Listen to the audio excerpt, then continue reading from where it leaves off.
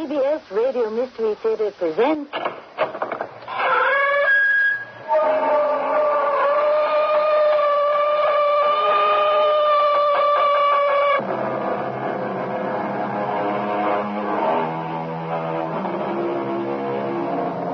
Come in. Welcome. I'm Tammy Grimes. Do you remember the first ghost story you ever heard? Did it spook you? My grandfather told me this one, and when I asked him where it came from, all he would say was, from the old country. That was all I had to hear, and so I had to track it down. And I did, and discovered quite a bit Grandpa never told me. I know it will intrigue you as much as it always has intrigued me, and I can hardly wait to begin a good, scary hour. How extraordinary it is, Professor. What life and afterlife have in store. I was a general. I accepted death as I accepted life. Chancy and inevitable. I never dreamed there could be more. Did you, Professor? General, I'll say this. As a professor, what is happening to us right now is unthinkable. I still don't understand it. It seems such a waste of time. Professor, what use is time to us? Time, which is so valuable to the living, doesn't even exist here.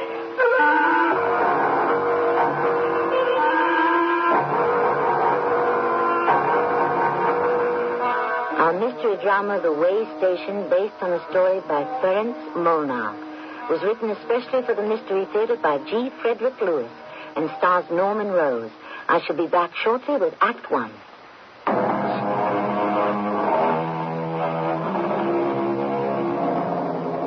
Let me set the scene. High on a hill overlooking the Danube River is the town of Kalaman. A church bell tolls mournfully. The occasion, the burial of the mother of Stefan and Judith. Have you ever noticed that the skies take on the color of the event? Today is no exception. The gray and black clouds are almost as dark as the clothes of the bereaved. Peter, the husband of the dead woman, shovels the earth into the grave of the one who was once his beloved wife. Come, Judith. It's over. Come, sister. Stefan, why don't you and I together take your sister home? Thank you, Dr. Kodai, yes. Just a moment. I'm forgetting something. After all, you and your sister are young. Look at your father standing there next to his shovel. Perhaps I had better stay with him. Peter. You see what I mean, Stefan? He's just standing there, stricken. I can't think of any worse fate than being the only gravedigger in the village and having to bury your own wife. Oh, please, can't we go home now? My dearest Judith, of course we can. I can't stand a moment longer in the cemetery. Dr. Kodali, I'm sorry. I must go. I can't understand why my mother's... She was so young. Why? Judith, medicine did everything possible to save her. It was the Lord's will. Oh, that's what I don't understand. Why did the Lord will it that my mother should die?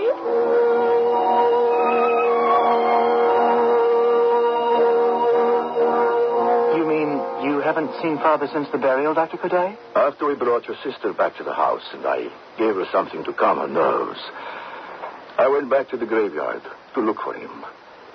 But he wasn't there. You must try to understand, Stefan.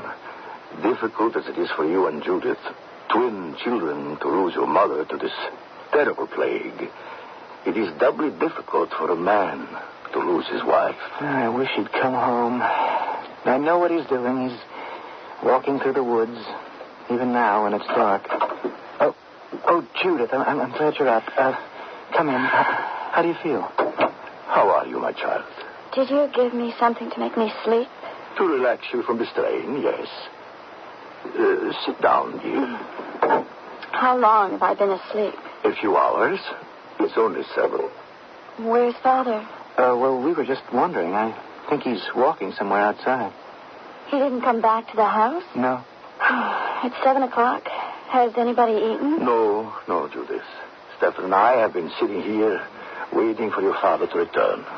I'll go into the kitchen and see what I can put together for a supper. Can you stay, Dr. Kadali? Oh, certainly. I am not leaving until I've had the chance to talk to Peter. Oh, it's almost too impossible to believe. 4 days ago, Stefan and I came home for the spring holiday, and Mother was walking around, planning to make new curtains, sweeping the floors as she does every day. And the very next day, she got so ill we had to put her to bed. I have seen the plague end a person's life in a matter of hours. Nothing could be done. I came here as quickly as I could. Oh, Doctor, we're not blaming you.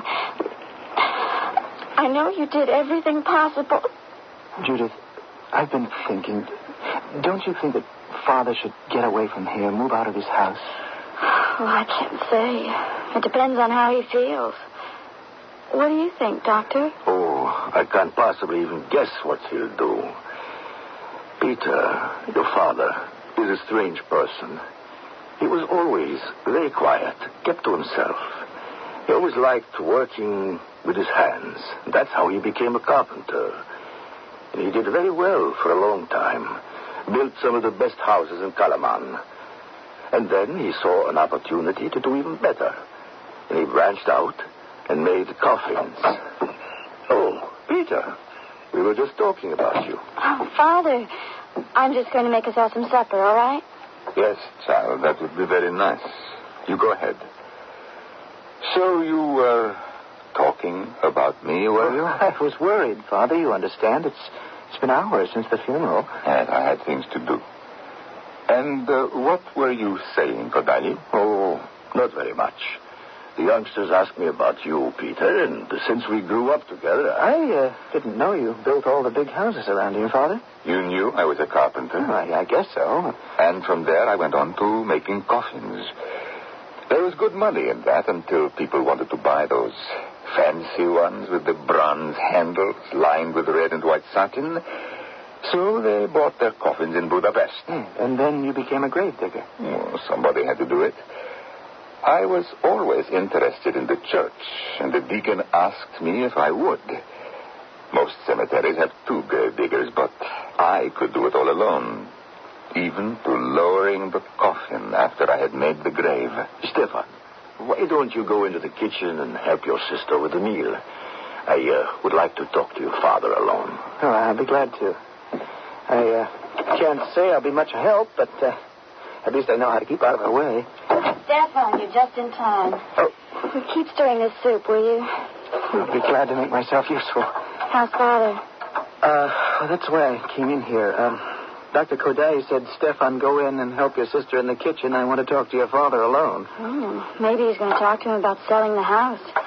I know I could never come back here to live. Well, you and I have a whole semester to think about that. In the meantime, living in Budapest near the university is the best thing. If you want to know the truth, I know this is terrible to say about one's own father, and digging graves is as honorable a profession as anyone could want. It's something that has to be done, but, Stefan, I've never been happy about what Father does for a living, and I don't know what I can do about it. Oh, keep stirring. I don't want the soup burned. I am so sorry. I can't stay for supper. Judith, Stefan, I must go. And don't come back, Kodali. Do you hear me? Your father and I have had words. I'm afraid I have upset him. I'll stop by tomorrow afternoon.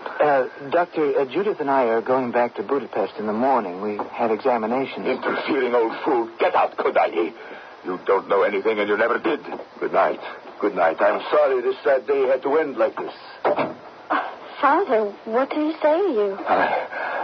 I should sell this house. I should move away. I should leave Kalaman, I suppose. What is he talking about? My retiring from the human race? Father, I'm sure he meant no harm at all. He was only thinking of you living alone in this house. If I sell this house, where would I go? To another house. And if you wanted to stay in Kalaman, there's a nice section way at the other end of town. What good would that be? It would take me much longer to get to work. Here, I'm across the road from the church and the cemetery. If it rains or snows, it does not matter. I am right here to do the grave digging. No, that is settled now. You two, you stay here tonight, and then I want you back on the train to the city in the morning and into your classes. Now, there is one thing you children must understand. For me, Magda, my dearest darling Magda, has not died. What I placed in that wooden box and put into the earth was not your mother. It was flesh, perhaps, but her spirit is still very much in this house. I can understand how you feel. No, you cannot. You are just saying that. It is not a feeling, it is the truth. But I will put it to you in a way I think both of you can understand. I do not wish to move from this house. Not now. Not ever.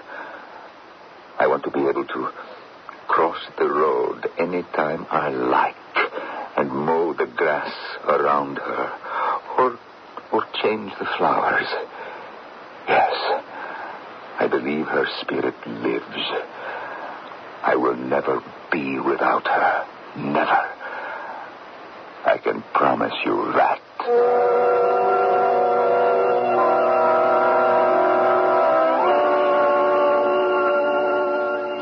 Knock again, Stephen. Well, I have been knocking. If Father's in the house, he would have heard Well, me. he could have gone out. He hardly ever goes out.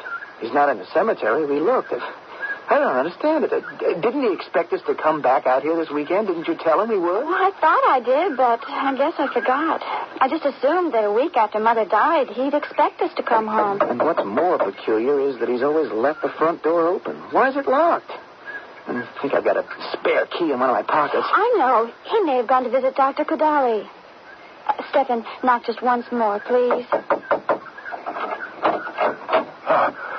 Judy, Stefan, what are you doing here? What's the matter, Father? Don't you want to see us? Are you having a party? What are you two talking about? Well, I see you got a tray with a bottle of wine and 2 glasses. No, 3, and 3 plates of soup. Is Dr. Kodai here? What business is it of yours? What are you two doing, spying on me? Father, what do you mean spying? We came specially from the university. Go away. I have many things to do. I cannot entertain you. Go away. Go away. Well, what do you make of that? What did we say to him to make him so angry? I don't know. But I'm frightened. All I did was ask if Dr. Kodai was here because he had a tray of soup and wine. I want to get into the house, Stephen. Father needs us. I know it. It's Mother's death that's brought this on. He's locked it again. He has locked us out. Did you find your key? Yeah, I have it right here. Go on, Stefan. Unlock the door. I am. And the worst thing of all is not what he said, but how he looked. What? Stefan, didn't you notice? Didn't you see? Exactly what? Father's hair has turned completely white. The combination to the secret vault that holds the unknown land of death and the known land of those left behind to mourn has yet to be unlocked. My most favorite poet of all time called it that undiscovered country from whose bourne no traveler returns. Indeed, it is just that, and what mark it will leave upon this little family of father, daughter, and son, we shall learn when shortly I return with Act 2.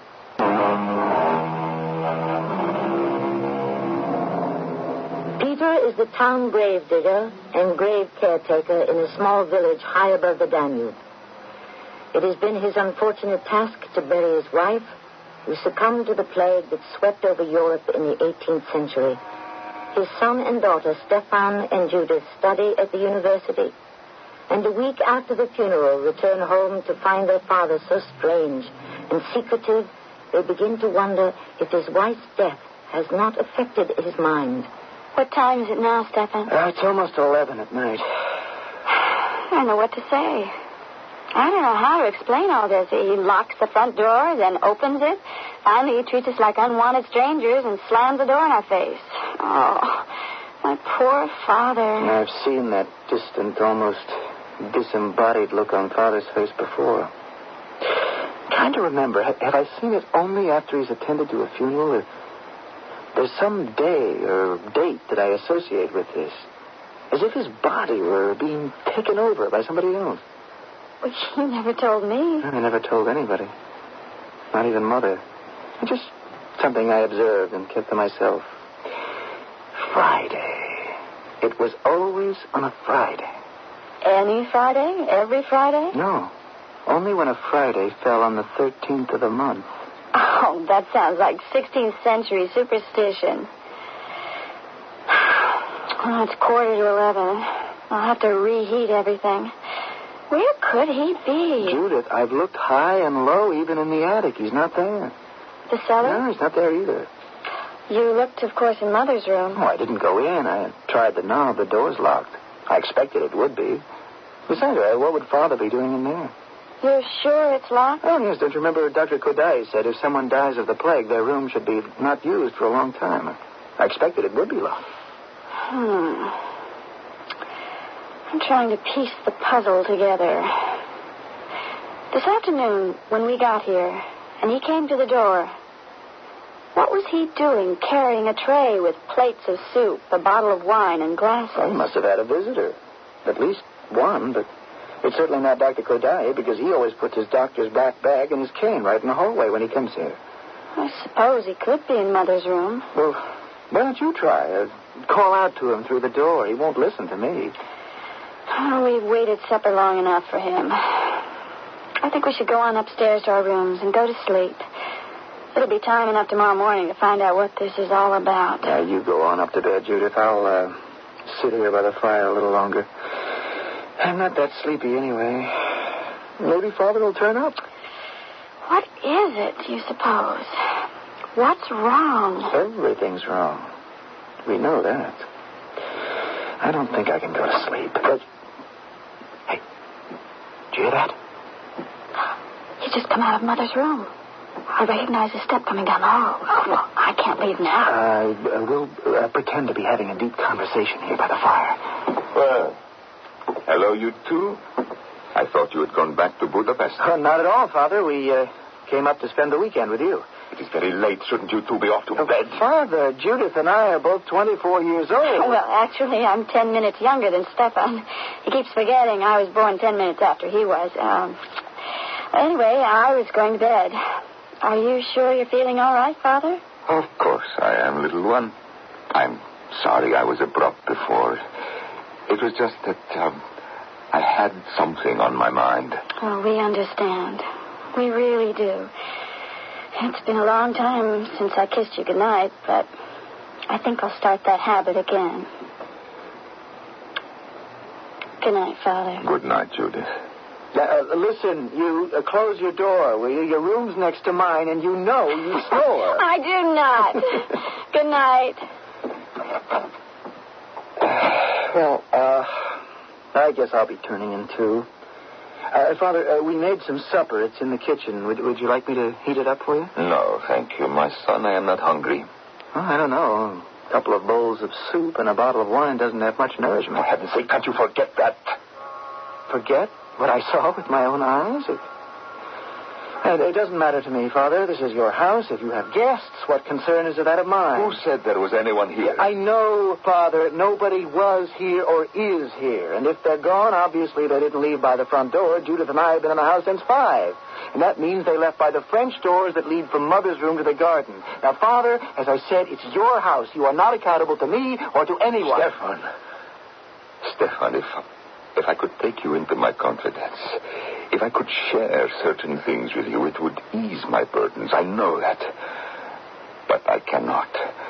No one can bear this but myself. It is mine alone.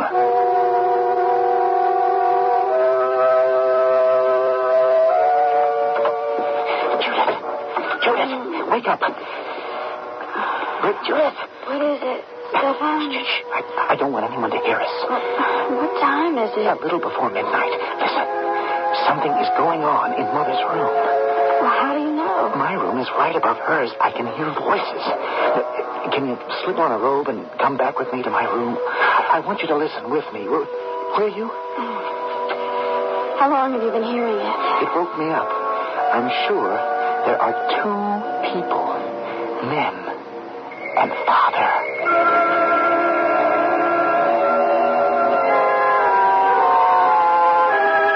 I don't hear anything from down there. Neither do I. They just stopped talking, that's all, but I'm sure they're in there. What part of your room did the voices sound the loudest? Right under my bed. That's what woke me. Now, I'll tell you what we'll do. Help me move the bed closer to the window, and then we'll get on the floor and listen. Will you? All right. Okay, now you take that end of the bed, and I'll take this end. Now, watch your feet. There's a small rug under it, so don't trip. You ready? I'm ready. I'll say 1, 2, 3, lift, and we both move the bed all the way over to the window, okay?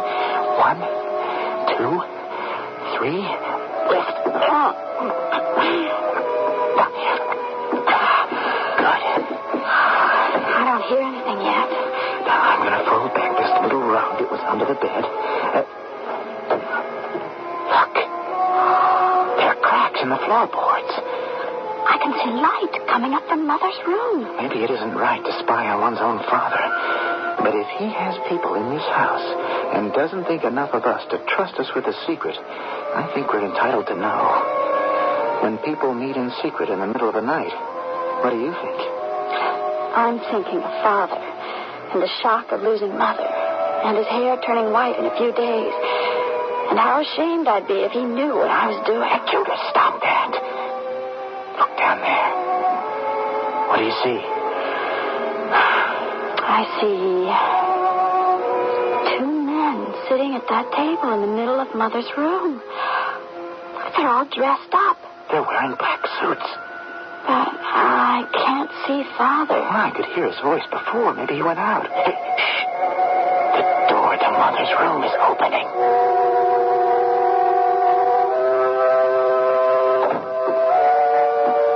You were a long time, Peter. I had to go to the cellar, General. I keep my best wines in the cellar. Will you join us in another glass of wine, Professor? Happy to. I'm very cold, you know. I'm surprised you have any physical sensations at all, Professor. I don't. Not the one. Well, it is different for different people. Of all those who have stopped here on their way, some have no general sensations at all. Others do. They feel everything. I thought perhaps it had something to do with our waiting here in this room now, instead of as we used to do in that little stone house at the end of your garden. It's better here. Easier to get to from across the road. Another midnight. I wonder how many I have yet to go. Aren't you going to sit down with us, Peter? In a minute. I want to lock the door first. Lock the door? Why? My son and daughter are visiting me, General. Would they be wandering about this house at this hour? We are safer behind a locked door. Now, gentlemen, Professor, General, I raise my glass of wine to your health. That's an amusing statement, isn't it, General? How so? To drink to our health is, I would say, about the most ironical toast anyone could propose, considering we are gathered here on borrowed time, as it were. Tell me, where are we? I think of it as a way station. Somewhere off the main track, a spur, a resting place. Professor, I don't know how you feel about it, but I would like to reward Peter for the care and understanding he has given us. Oh, no. No, I could not accept anything. I never have. General, you're right. Let me just think. What do I have on me at this moment that might be worth something? No, gentlemen, no, please. What I am doing is through no desire of my own. I fell into the job, you might say, as easily as one might trip into a grave. But I was wondering if it might not pass the time more agreeably if the three of us played some cards. Yes. What say to three-handed poker? We could do that. Professor, what do you say? Why not? It would be the first time I've played a game and had nothing to lose. Stay where you are, gentlemen. I will go and fetch some playing cards.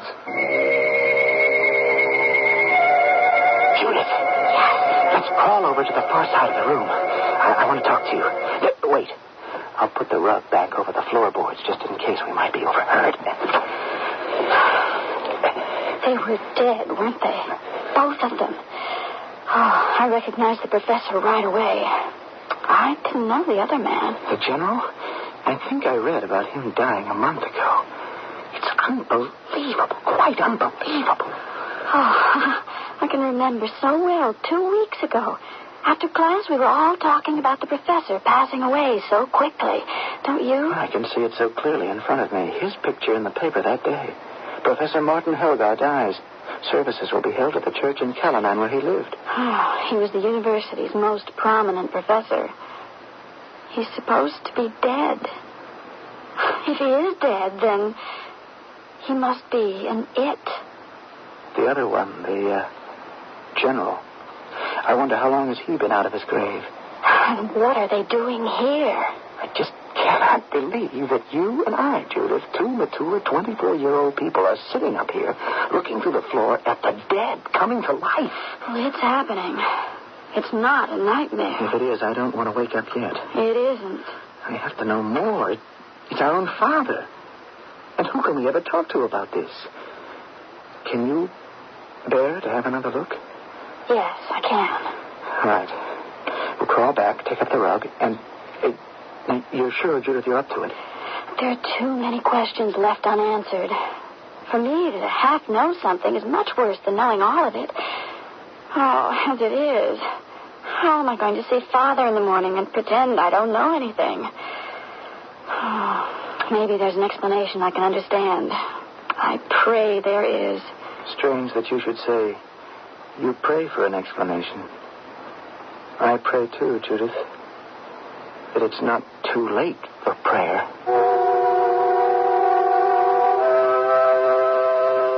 So we're at a way station, as Peter the gravedigger tells us. A spur off the track that leads from life to death. Can it be there are those placed on the earth who still have time, still have lifeless hours owing them? Could it be that there are way stations near other cemeteries? In other countries? It's something to ponder. But I wouldn't give it much thought too late at night if you happen to be alone walking past a graveyard. I shall return shortly with Act 3.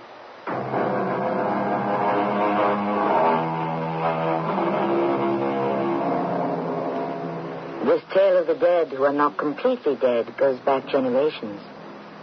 It has inspired many versions, and in fact was told to me as his own invention by my own grandfather. In a room at night, twin brother and sister watched through the cracks in the floor an incomprehensible scene, that of their father, a general, and a professor. The latter two appear to have risen from their graves and are seated at a table. Peter, I want you to have my diamond shirt stud. It is yours. Professor, please, no. Shall I deal the cards? The cards can wait. I want you to have this diamond shirt stud. Professor, on what occasion is a gravedigger going to wear a diamond shirt stud? What good would it do? I might ask you the same question. What good will the silly thing do to me where I am going? Your family thought you should be buried with it. They won't be disappointed. They won't know. Peter, you are spending money on me. The wine, the food. That makes no difference. I told you that I felt the cold, didn't I? I will shuffle the cards. Did anyone hear what I said? Yes, Professor. You said you felt the cold. I now feel something else. Will you cut the cards, General? I would be happy to. I now feel anger. I don't wish to play. You two can play. I don't care to. Professor, I am sorry about the diamond. If it makes you feel better, I will accept it with thanks. I know I'm not supposed to have any feelings, but I do. And that's it. I'm most grateful to you, Peter. I cannot feel otherwise. Professor, Peter is anointed. He cannot accept payment. I have been waiting here for release longer than you have, Professor. I know what you do not. Peter is not only the caretaker of our graves, but our souls. A poor caretaker, but I do as I am told. If in the lifetime of the deceased he has one outstanding debt to pay, I help him to pay it, that is all. Your diamond stud will help someone who is buried in a pauper's grave. Peter, thank you. Gentlemen, what about our game of poker? We have a long night to wait. Peter, do you ever think what happens to us might happen to you? Oh, yes, I do. Not so much for myself, but for my wife. I threw the last shovelful of earth on her grave a week ago Friday. Friday the 13th. Every day I wonder, is this the day I shall see her walking through those French doors from the garden? Wondering if there is a debt she feels she owes, dreading what she will ask of me, knowing she cannot rest until I have done her bidding. A gift to someone? Is that something to dread? There are those who demand I take a life so that they can rest in peace. That would mean your wife had an enemy. Someone who wronged her. Someone did. A great wrong. And she might call upon you for final payment? Peter, can you tell us who wronged her? It was I. I wronged Magda. Oh, Stefan, I cannot watch or listen to any more. Yes, I'll help you to your room. Would you? All of this we've heard is so awful. I'm afraid my legs won't carry me down the hall. You just lean on me, Judith. It's all a terrible strain. When I asked you to come and listen to what was happening below in Mother's room, I had no idea that it would come to this. Father. What are you two doing up this late at night? Judith didn't feel well. I brought her in here, and I was about to take her back to her room. Stefan, why is your bed pushed to the window and the rug rolled back? Is that light from the room below showing through the floor? What were you two doing here, listening? Watching what was going on below in your mother's room? Judith had nothing to do with it. I couldn't sleep. I heard voices, and I asked her. You asked your sister to help you spy on me? It wasn't really spying. You were so changed today when we came home. I thought there must be something wrong. How long have you two been up here looking down through the floor? Now, Father, can't you understand? We were worried. How long? It was about midnight when we looked first. So you know everything. No, we don't. We don't know anything. We don't understand anything. Father, couldn't you explain it? There is nothing to understand. There is nothing to explain. What is. Now, I will thank you to put the rug and the bed back where it belongs, Stefan. And the three of us will talk in the morning.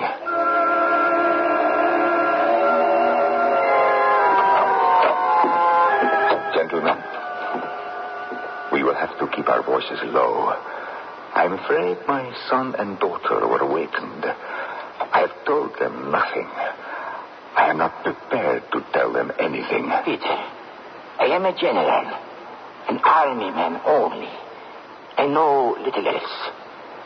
Is there any way one can avoid this in-between time at a way station? Yes, there is, yes. Have it put in your will that the coroner is to pierce your heart through with a knife. Had I known that.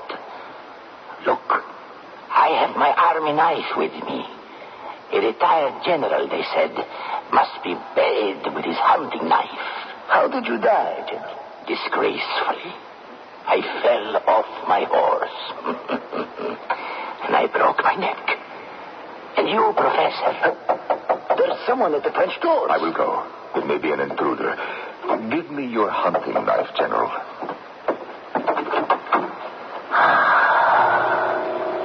Another one of us. Look at him. He's dressed in a winding sheet. Oh, I'm cold. Cold. Come inside quickly, sir. Wait, Peter, shut the doors. Hold the man's head, Peter. I will pour this wine down his throat to warm him. Peter, why are you standing there? Help me uncover his head.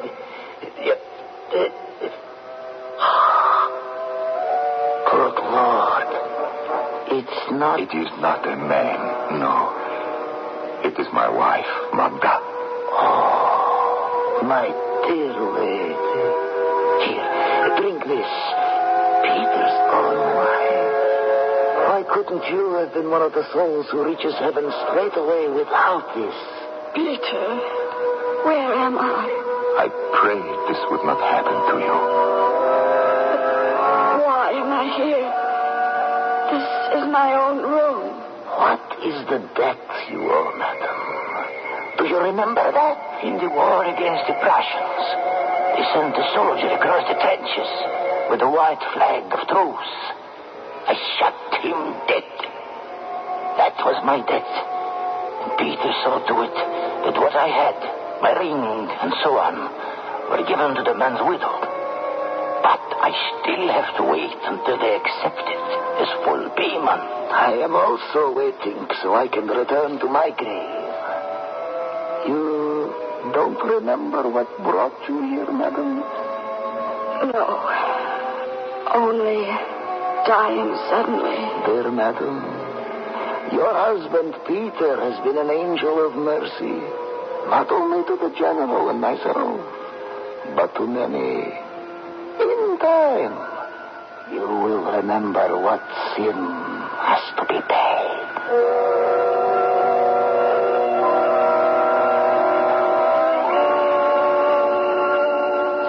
Oh, Dr. Cadali, thank you for seeing Stefan and me today. I'm sorry I'm so late in getting back to my office. You've known Father longer than anyone else in Calamine. Let me interrupt and come to the point. That cemetery across from our house, was it always there? No. No, your father bought the land many years ago.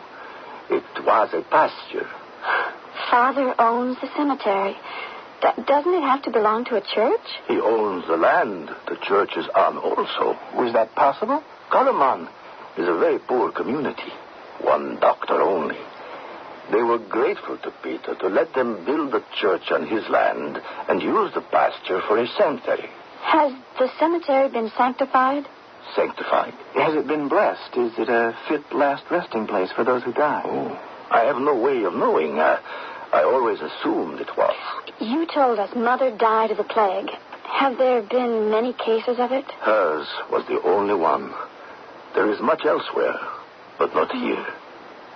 You saw Mother every day? Except the day she died. Peter was with her to the end. I had given him medicine to alleviate the suffering. She suffered so. So, it was a blessing that her suffering ended in death. Your father loved her so. He could not bear to see her in such pain. So he may have given her all the medicine and perhaps hastened... I never allow myself to think of that. And I could not blame him for that. We must go now. Thank you, Doctor. Would you do me a favor? Would you take this wreath, which I wanted to place on her grave, and put it there for me? I haven't had the time to do it. There are so many who need me. Of course. As soon as we get home, we'll do it. It could wait until tomorrow. It's quite dark already. Oh, we're quite used to walking at night. See, I have a lantern. We'll place the wreath tonight.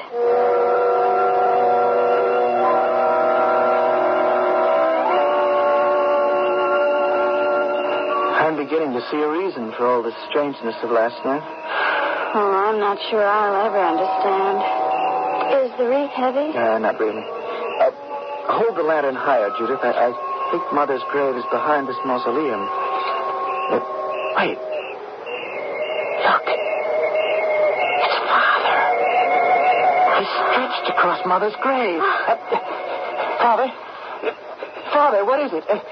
Judith, help me turn him over. Look at his eyes!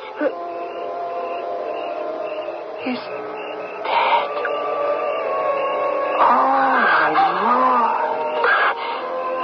How? There's a knife in his chest. An army hunting knife. It's as if he were kneeling here and fell straight onto the knife. As soon as Dr. Kadali was summoned, he brought the two grief-stricken youngsters back to their house. They insisted he accompany them to their mother's room. On the table, there were many empty glasses and empty dishes. The room itself was also empty, and the French doors leading to the garden were wide open. Those unfortunate souls who may have stopped briefly at the way station had found their way back to final, lasting peace. I shall return shortly.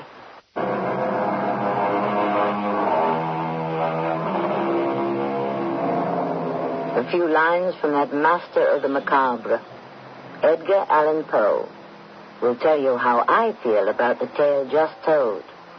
Remember? Hear the rolling of the bells, iron bells. What a world of solemn thought their monody compels. In the silence of the night, how we shiver with affright at the melancholy menace of their tone. They are neither man nor woman. They are neither brute nor human. They are ghouls.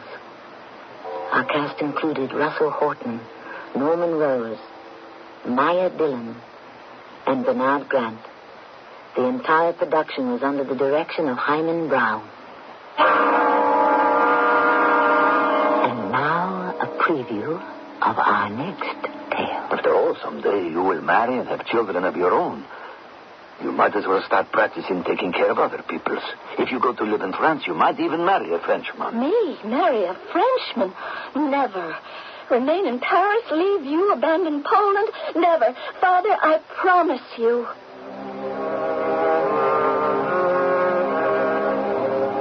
Those kinds of promises are made to be broken.